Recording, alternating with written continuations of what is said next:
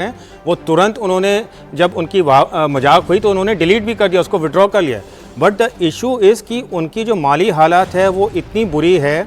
आज मेरे ख्याल से जो मैंने पढ़ा था उनकी इंटरनेशनल मॉनेटरी फंड की टीम ने पहुंचना था पाकिस्तान में, क्योंकि छः महीने पहले जो उनको फाइनेंशियल एक्शन टास्क फोर्स के ग्रे लिस्ट से हटाया गया था, उसके रिवॉर्ड में पाकिस्तान को 3.1 या 3.2 बिलियन डॉलर्स का एक 1.5 बिलियन ट्रांस नहीं 3 बिलियन का था, जिसको तीन हिस्सों में देता 1 बिलियन डॉलर्स पर ट्रांच। तो उसके लिए टीम ने आज पहुंचना था।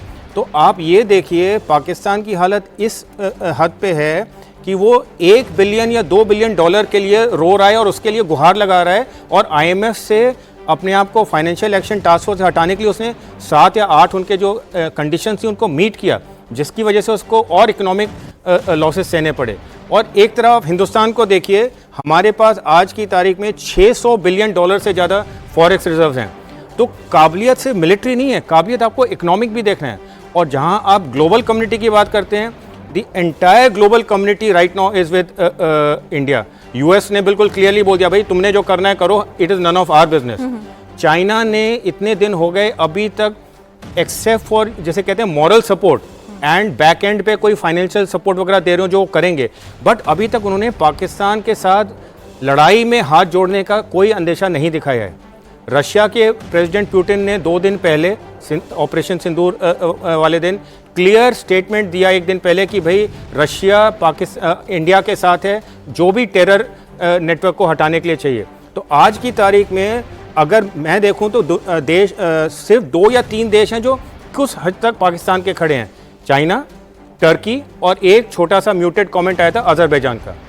197 देशों में 3 देश उनके साथ हैं, बाकी हर देश हिंदुस्तान के काउंटर टेरर ऑपरेशन के साथ खड़ा हुआ है। तो इकोनॉमिक देख लीजिए, डिप्लोमेसी देख लीजिए, इनकी इस समय बहुत ही ज्यादा बुरी हालत है। सर हर तरफ से तो फंसे हुए हैं, घिरे हुए हैं, कहीं से भी कोई भी फ्रंट मजबूत नहीं है, फिर भी इस तरह की हरकत करने से बाज नहीं आ रहे हैं।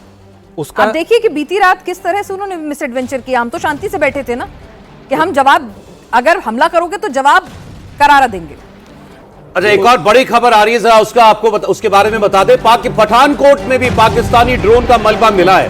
तो ये रात भर जो किया पाकिस्तान ने, उसके प्रमाण अब मिल रहे हैं। पठानकोट में भी ये देखिए ड्रोन के टुकड़े जो हैं वो मिले हैं आपको। एक चीज और आप देखिएगा, नोटिस कीजिएगा, भारत में जहां कहीं भी ये मिल रहे हैं पाकिस्तानी ड्रोन्स के अंश, बिल्कुल छिन्न भिन्न हालत में आप कहेंगे वो मिल रहे हैं, और डिस्ट्रॉयड हालत में मिल रहे हैं, और कहीं हमारी सिविलियन पॉपुलेशन के आसपास ऐसा नहीं मिल रहा। खुले मैदान में है, कहीं खेत पे है, कहीं जंगल में है, यानी उसको बिल्कुल हमारी आबादी के ऊपर पहुंचने से पहले ही उसको नष्ट कर दिया गया, डिस्ट्रॉय कर दिया गया। अब पठानकोट में भी इस ड्रोन के सबूत, कल सेना ने कहा था मिसाइल भी फायर किए हैं इन्होंने और ड्रोन भी, तो चीन की मिसाइल भी आपने देख ली और ये ड्रोन के हिस्से आप देख ही रहे हैं। हमने आपको जैसलमेर से भी अभी तस्वीरें दिखाई थी, वहां बाकायदा जो ड्रोन में बॉम्ब था वो अभी शायद जीवित था, तो उसको निष्क्रिय करने के लिए अधिकारी पहुंचे थे सेना के।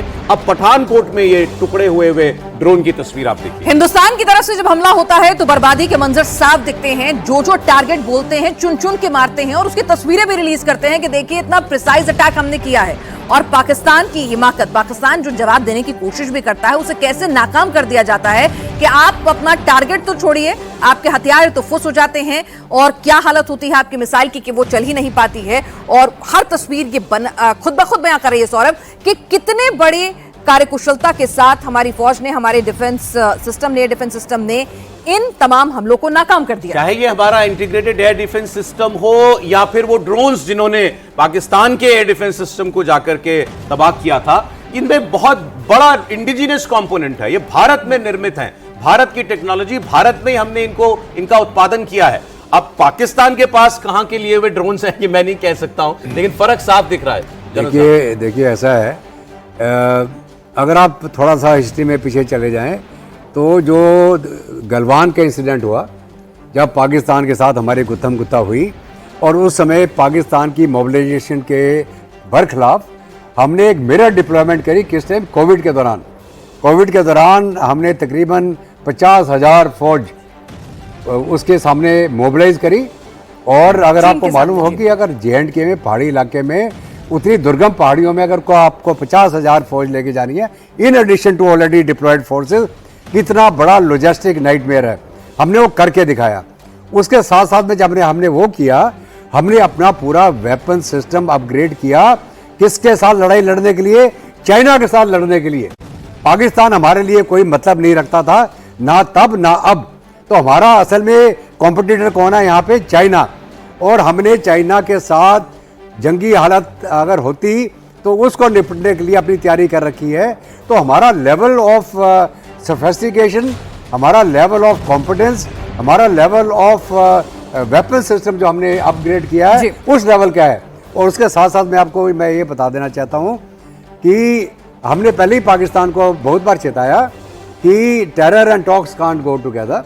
अगर आप अच्छे नेबर की तरह रहना चाहती हैं, आप बातचीत करिए, उग्रवाद को बंद करिए आप, ठीक है। नेबर तो हम चेंज नहीं कर सकते। अगर आप खुशहाली से रहेंगे, उधर भी तरक्की होगी, इधर भी तरक्की होगी, अवाम की खुशहाली होगी। लेकिन पाकिस्तान बाज नहीं आया। क्यों बाज नहीं आया? पाकिस्तान की फौज ताकत में रहने के लिए पाकिस्तान की अवाम का 1947 से लेकर आज तक उल्लू बना रही है। उन्होंने पाकिस्तान की अवाम को भुक्को मरने के लिए छोड़ दिया और भारत का डर दिखा के, और हम जी कश्मीर में जिहाद कर रहे हैं, हम उसको आज़ाद कराएंगे, वो एक कैरेट दिखाते रहे पाकिस्तान की अवाम को, और आज तक काबिज रहे हैं ताकत में।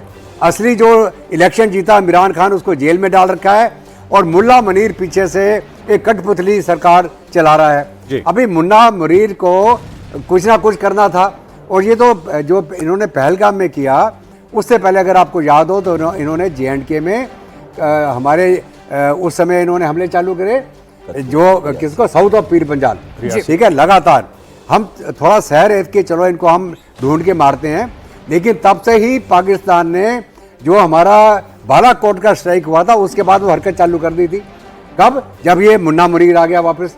इसने मुल्ला मुनीर ने सोचा कि अब मैं दोबारा भारत को उसी दौर में लेके जाता हूँ जी। तो ये तब से शुरू किया इन्होंने, और टिपिंग पॉइंट आ गया का पहलगाम का। पहलगाम का होते ही जब इन्होंने रूबिकन क्रॉस किया, तो भारत ने तभी बोल दिया अब जो है भारत उस पूरे टेररिस्ट इंफ्रास्ट्रक्चर के पीछे जाएगा। जी सर।